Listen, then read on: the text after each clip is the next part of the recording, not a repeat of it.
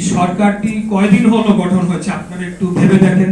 তো আমাদের পক্ষে আপনারা কি আমাদেরকে তো একটু সময় দিতে হবে। আমরা আন্তরিকভাবে কাজ করে যাচ্ছি, চেষ্টা করে যাচ্ছি। আপনারা জানেন যে এখন বৈশ্বিক যে পরিস্থিতি, সেই পরিস্থিতিতে বর্তমানে জ্বালানির যে অবস্থা, সেটিকে ট্যাকেল দেওয়ার জন্য আমি মনে করি অত্যন্ত সফলভাবে আমাদের সরকার সর্বোচ্চভাবে দায়িত্ব পালন করে চলেছে। যার কারণে এখন পর্যন্ত আমরা কিন্তু এই সংকটটি ভালোভাবে মোকাবেলা করতে পারছি। আমাদের মাননীয় মন্ত্রী মহোদয় আরো এই বিষয়ে আপনাদেরকে তথ্য দিবেন।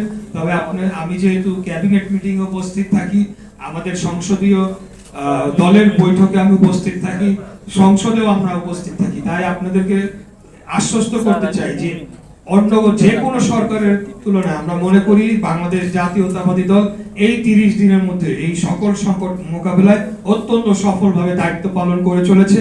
তবে আমরা এখানে বলছি না যে আমরা অত্যন্ত সন্তুষ্ট।